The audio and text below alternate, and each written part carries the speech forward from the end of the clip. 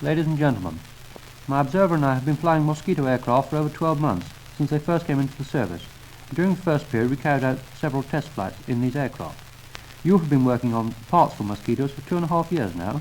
For quite a long time nothing at all was heard of what was happening to them. It is only recently they have been released from the secret list. It is still a secret airplane, and we therefore cannot tell you the exact performance figures or the bomb loads. I can, however, tell you one or two things as to what it has done up to now. Just before last Christmas we had Mosquitoes delivered to us, and from then we trained a squadron of complete crews. We started to operate in May of this year. Our first trip in a Mosquito was the first 1,000 raid over Cologne. My observer and I went over the following morning at 7 o'clock to take photographs, but the weather was too cloudy and we could not make it. This was when the Mosquito came into the war. Originally the production of the Mosquito was, as far as we were concerned, was rather slow.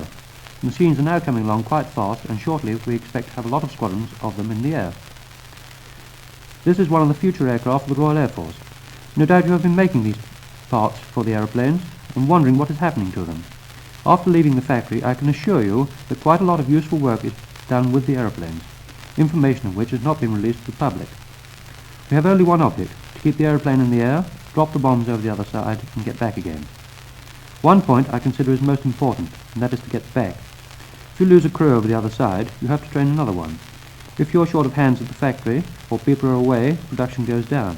It's the same with us. We cannot drop the same number of bombs if people are lost or away. It takes 12 months to produce a really efficient crew. Another point I should like to mention is the question of making spare parts for other than complete aeroplanes. We definitely need spare parts for these aircraft. When we go over the other side, it's a common habit to get shot at. Flak is quite accurate, but the aircraft can take it every time. Holes are made in the aeroplane and pieces knocked off, and occasionally it is necessary to crash land when we return to base. Under these circumstances we need spares. We patch up the fuselage. We mend parts which we can mend. From then on we definitely need a good supply of spare parts in the stores so that the crews can get down to the job of making the aircraft completely serviceable once more. There is a lot of pride among the ground crews of the Royal Air Force. 6 or 7 men work continuously on the aircraft, and when the aeroplane returns from a trip they proceed to get down to the job of making it absolutely ready for the next trip, the next day or the day after, as the case may be. We must have spares to keep the aircraft in the air. We will fly the aeroplanes over there and drop the bombs, providing the aircraft is completely serviceable. I will tell you of one or two incidents which have happened to the Mosquito.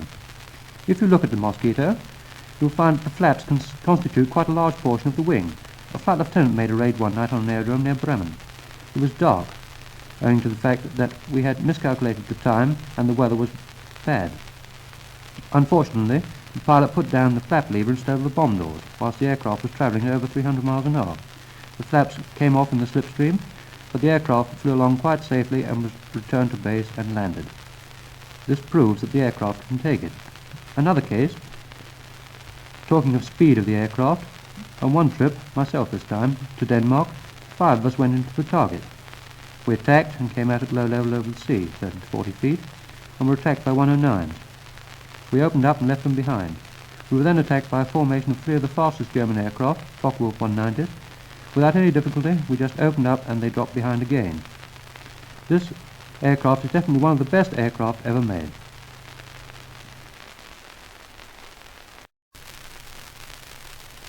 Ladies and gentlemen, Squadron Leader Houlston has said something about the performance and strength of the Mosquito. The performance is certainly remarkable, and from personal experience I can say that it is one of the finest sights in the world to see behind you a Focke-Wulf fighter that can't quite keep up with you and has to drop behind. The strength of the aircraft is also remarkable, and it was one of our most pleasant surprises when we started operating in it to find how much knocking about it would stand. Once a large square hole was blown completely through the tail fin of one on a low-level operation. As it returned over the aerodrome, I watched it from the landing ground, and through the hole in the tail we saw first clouds, then trees passing by, saw them completely through a large square gap, but in spite of this the aircraft made a perfect landing. We had quite a surprising experience which proved to us the strength of the kite we were flying. It was another low-level raid, timed for a formation to arrive over the target at dusk. Unfortunately, dusk fell rather before we expected it to. and the formation was forced to break up, and each aircraft had to make its way in under its own direction. The result was somewhat hectic. The bombs were fused with 11.5-second delays to enable the following aircraft to get away. And I think that somebody must have dropped their bombs about 11 3/4 seconds before we arrived. Our Mosquito took a tremendous clout and stood it perfectly.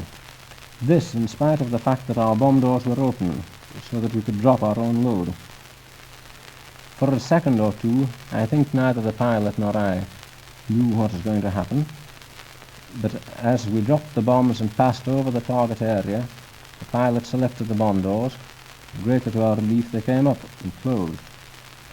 Away from the target he climbed, tested the controls, and they all worked. Back on this side, before coming into land, he climbed to greater height still for safety's sake, tested the undercart, tested the flaps, and they too all worked. Again we made a perfect landing.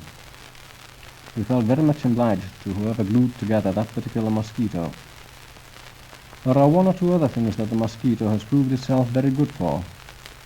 One is crash landings, and the other is forced landings at sea.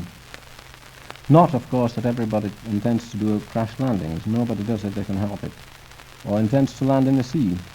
But for us, the sea is no man's land. If an aircraft goes down, it is a loss. But so long as it takes the impact fairly well and then floats, the crew can be picked out, dried, and used again next day. AirSeal Rescue Service, of whom you have probably heard, have got a remarkable record of crews that they have saved, and for us it's very pleasant to know that we are in one of the best types of aircraft if this should happen to us. Among our chief enemies, apart from the Germans, are birds. We keep catching them. One flying officer had his front panel smashed in by a curlew.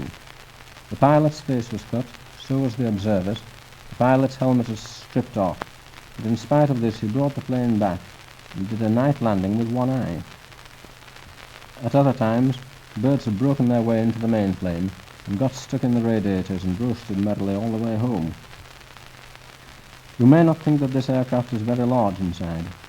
It isn't, but when you get used to it, you don't notice that. One crew consists of a wing commander and an observer, who together weigh 30 stones. One point I would particularly like to mention is the attitude of people in occupied territory, which is most encouraging.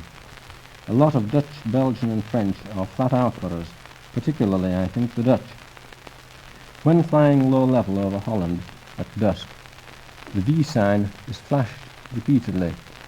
Doors are opened, blinds are raised, and you get the general impression that the Dutch are out to have as rotten a blackout as they can possibly do.